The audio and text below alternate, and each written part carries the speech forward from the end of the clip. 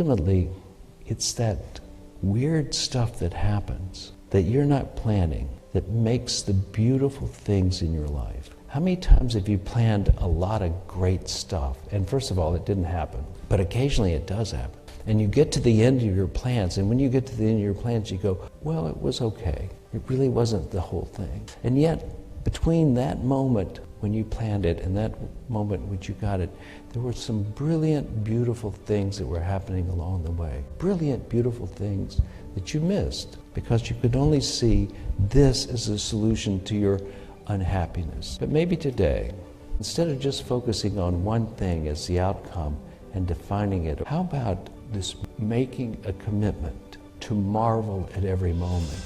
That every moment has so much in it that if we looked really carefully, the only thing we could say is, wow. Happy Mother's Day. And this is the easier of the two. You know, Happy Father's Day is always those days where we have to do a lot of forgiveness. I'm sorry it turns out that way. But this is the one where we remember with tenderness our mothers. Yesterday I was at a funeral for my last remaining elder in our family. She was the matriarch at this point. She was 95 years old, and her name was Mary Alice, and Mary Alice was always a little bit different, much more athletic, more outgoing. She drove the church van, the church bus at 70-something, and she took people to the hospital from Sanford as a part of her service when she was 90, and she cut her own grass last year, and the year before laid a brick path, and she died at 95. And so, too bad she wasn't in the gene. So she was quite a woman, quite a mother. She had 3 kids, and when we all came in, the family met before we went in for the service, we all came in there, and there were 5 rows of family. Quite impressive. I didn't help make much of that 5 rows, but there were a lot of children and great-grandchildren. It was a cool thing to see. And it was in the church that my great-grandfather was the first minister of, and my grandfather preached in, and my cousin now has preached in, and it would have been her church since she was a child. So it was really nostalgic in a certain sense. But I didn't think anybody was too worried that she didn't live long enough. That was for sure. So mothers are so important. I mean, I want to read you a couple of quotes just to get your eyes watering. The first one is, a mother is your first friend, your best friend, and your forever friend. And the next one is, there is no influence so powerful as that of a mother. And many of us have been thoroughly shaped by our mothers. You know, I brag on my mother a lot because she taught me to be lazy, which is how I basically learned to not try to control things. Because when you're lazy, it's better to let something else happen over there than to try to control it. And it's been very helpful. I don't. For those of you who don't know my management style, that's the way. If it's your job, you do it. It's not mine to tell you how to do it. And the same is true when you think about many things. That so many things we think we need them to be a certain way. We need them to be a certain way, and that causes us stress and causes other people stress when we try to make them do it that way. So in some ways, a good dose of laziness or indifference or acceptance or peace, and you may not know which is which, but to have a sense of acceptance that other people are doing their life the way they should do it. Now, my mother wasn't always that way. She often thought she knew what I should be doing. But when I went off to be a river guide, she said I gave him up to God. Because she didn't know that she could handle all the chances I was taking. And so I thought that was pretty brilliant too. It's another way of acceptance. It's another way of allowing. It's another way of being with someone. To say, okay, I can't really stand to hear all the details, but you go do you. Even though I love you, I let you go. And some mothers have a hard time with that, for sure, to let them go. But mine did a really good job of it. And the other thing I would like to say about mothers is that when you think of your mother and you have any little grievance with her, you have to realize that she changed your diapers somewhere near 1,000 times, right?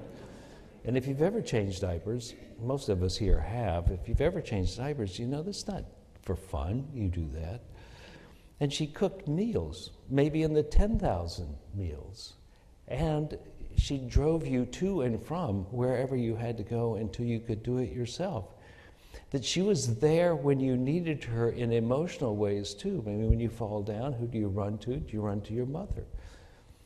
Because you're looking for comfort. And one of the things that mothers are known for is the ability to empathize with their kids and to know what's up with them. Sometimes it's quite irritating.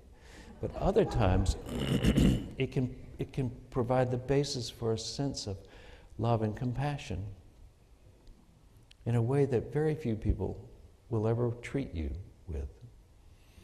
And many people, you know, I've heard a story of the last words of a dying person is mother.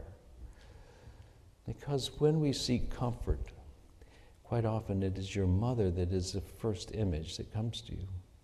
Or maybe in this case, the last. And so, one of the things about celebrating Mother's Day is it's complicated because there's a lot of things that went on in your life between your mother, between those 10,000 meals, those 1,000 diaper changes, and all the words that you said between each other. There's a lot that goes into it.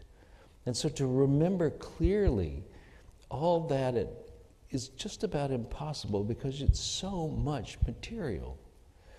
But if you only pick those points that stick out, you're probably missing a lot. Do you know how we take people, even people close to us, and we put a list of things we can remember, which is relatively short, and we tend to judge them against that list.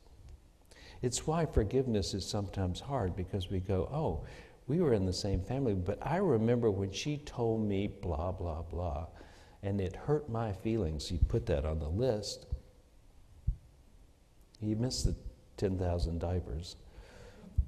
You miss the times when she was there to pick you up at school, or where she took you to the doctor, or when she put a cold compress on your forehead, or when she was there when you were crying because you lost your boyfriend. Forget those often, but they are in there. They could be in there. And the list could be so long that you could not recite it in a day, the things that you had received from your mother. Some of them might have been disappointing, but so much of it is why you're alive and well today, and why you went to school, got your books together, put on that little backpack, or had your notebook under your arm as you went off to school, because she got you up, fed you breakfast, pushed you out the door. There's a lot on that list, so much on that list. And yet, selective memory brings out only a few dots instead of the whole picture. Today we're doing the prayer of St. Francis also. And so, if you can't read it, let me read it to you. Lord, make me an instrument of your peace. Where there's hatred, let me sow love. Where there is offense, let me bring pardon. Where there is discord, let me bring union. Where there is error, let me bring truth. Where there is doubt, let me bring faith. Where there's despair, let me bring hope. Where there is darkness, let me bring light. Where there is sadness, let me bring joy. O Lord, grant that I might not so much seek to be consoled as to console, to be understood as to understand, to be loved as to love. For it is in the giving that one receives, it is in self-forgetting that one finds, it is forgiving that one is forgiven, it is in dying that one awakens to eternal life. We're going to leave that up. I want to come back to, the first ones are pretty cool, but here's the ones I want to talk about. O Lord, grant that I might not seek so much to be consoled as to console, to be understood as to understand, to be loved as to love. Because I think one of the things that happens in families often is that we get confused about what our role is. We get confused, especially as children, that we think our whole role is for someone to do it to us or for us. And I believe one of the things that lingers when we get that habit as a child, it lingers into adulthood. This sense that the world should be doing it for me, and if it isn't, then there's something wrong. That I should be upset, that I should take it personally, that I should be the one who feels wronged. And I believe this is a waste of time. Don't you? A waste of time to think the world should unfold according to your whims. Instead, the world unfolds the way it unfolds. And the wise person is someone who could look at the world as it unfolds and says, I have my preferences. I really like it to go this way, but I am big enough to know I shall not take this personally, and I will know that in the end, all works together for good, those who love God. I will take it to heart. That if I do my best and I give love and I try to understand, my life will be better than if I ask you to be different. Because my mother was right, you can't make other people be different. You can try. Many mothers try to get their husbands to be different. I was talking with somebody recently and I said, isn't it interesting that when a man loves, he goes, I love you just like you are. Don't ever change. And she goes, I love you. I can't wait for you to change. And but the business of relationship is largely about coming to understand the other person rather than get them to do it your way, right? To make accommodation for the space that we need between us. Rather to understand rather than to be understood. And how many arguments are simply that? You don't hear me. Oddly enough, I don't hear you either. Should be the other text. So this thing about being St. Francis's prayer of make me an instrument of your peace. It sounds grandiose when we think of the wars that are out in there, the difficulties that we have between the parties in our political system. It seems huge, but there is one place we can start, which is at home. Let me be an instrument of thy peace. Most of you, I think, are on that path. Most of you agree, and I hardly need to repeat these words because you're already choosing to do it. But I have been in relationships where I forgot for a long time. And it was like, let me be an instrument of success and win the argument. Right? Such an expensive game to play. Nobody really wins. But what if they agree with you finally because you beat them down? Do you think that's going to go over for what do you think, where do you think the bounce is going to be? Is it going to come back really well? I was watching this comedian last night, and the comedian said, he was talking to his wife, and he said, I'm going out of town, and I want to make sure there's no dog when I get back here, because I see you're looking at a dog, and I say no dogs, final word. And everybody said, well, how do you think that went? Because ultimately,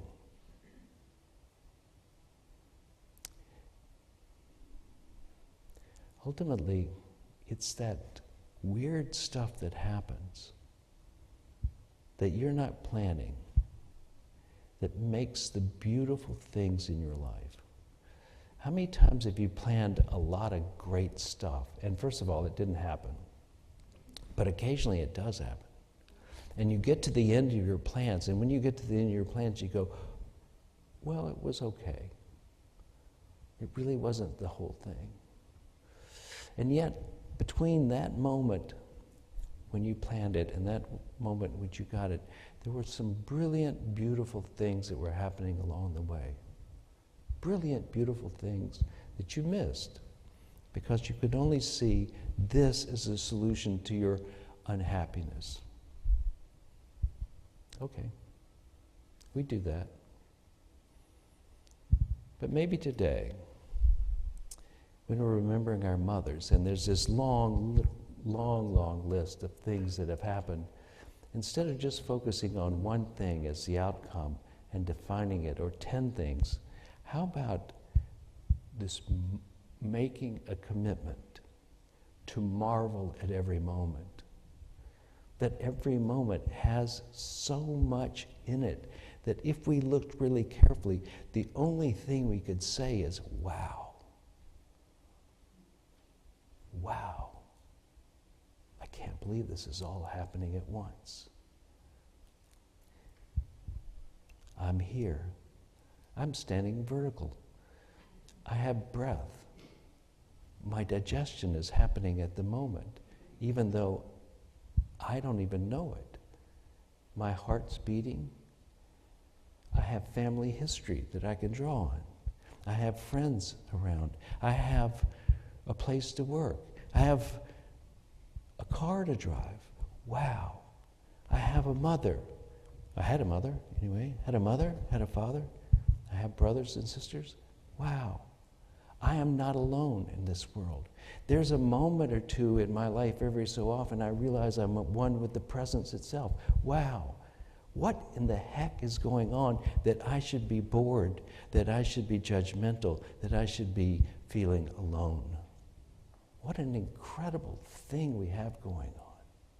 We are so multi-dimensionally faceted, extended opportunities. We are so infinite in our present moment that it's so hard to grok. And yet what we do with this moment is the same thing we did with the list for our mothers as we go, oh, one thing, that's all I can see, and all that matters, all the rest don't matter.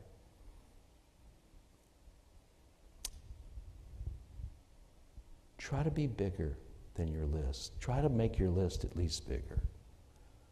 Because think of all the great in your life. And it may seem mundane because you're used to it, but think how great it is that this planet is still spinning, that you can still buy gas, that you're not particularly hungry at this moment, that you're alive, and that all that went into having your life. Do you have any idea how much time and effort went into making you the person you are by the gifts of other people, the teachers, the farmers, your parents? Everybody you're not your preferences. Let me put it that way. Your preferences are just a little tiny piece of who you are. And so when the world looks like it's awkward and weird, let us seek to understand. Instead of saying, this is not good enough, why don't we give ourselves a bit more time to go, oh my God, and meaning it literally, oh my God. This moment is so pregnant with possibilities that to feel like you're trapped or caught is just a habit. That your mother somehow defined you in a way that you can't get out of is just a habit. That you are cast in a certain direction and there's nothing you can do about it is not true. And if you look deeply into how much went into who you are, you would realize that those powerful influences that you have on the top of your list don't really equal all the other influences. You are indeed in a pivotal moment right now for the rest of your life. Everything that you think is fixed is not. Very, very few things that exist are fixed. The dynamism of life is so extravagant. How many of you have been just somewhere where a coincidence happens? You go, how'd that happen? What are the chances that all these things, that the very earth has come together in this way it has, that civilization has risen up over roughly 10,000 years, and you are sitting here at the pinnacle of technical achievement, and what you think is, my life is dull? Look again. So I say on a day when we remember our mothers, which is somewhat like remembering our source, let us remember how much has gone into you. You are just packed with information, with a body, with the ability to think new ideas, with the freedom to speak.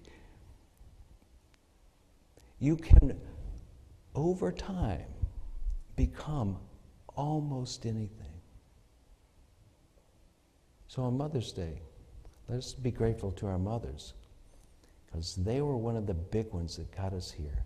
But let us never, ever forget that we are incredibly lucky, and gratitude should be the first thing on our minds, that we are here with everything that has gone into this moment, at a pivotal moment in time when we can change the future if we will merely look and see what is ours to do.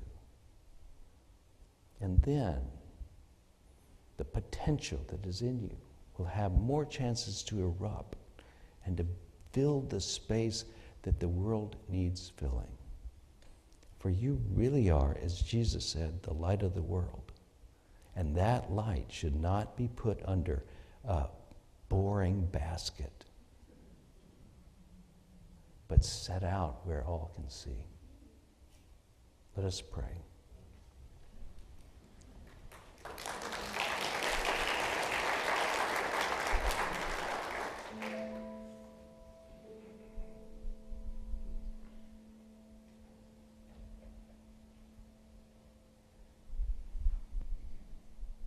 What is your desire that your life unfold like? And yet you have forgotten to think of it. It's hidden. Perhaps it's hidden. Perhaps you know it. But if it's hidden, let's ask that it be revealed.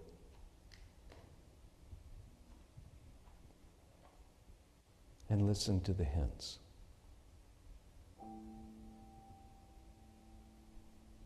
And say yes.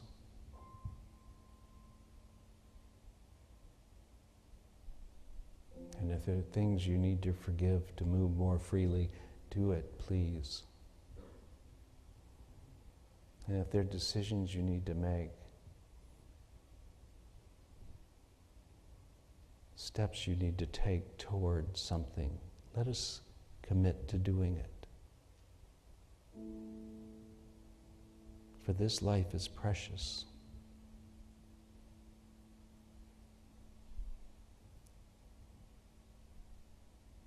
And you are unique. And we need needs you. You're not too old and not too young to move in the direction that life is calling. Let us be grateful. And so it is. Amen. I hope you got something out of today's service.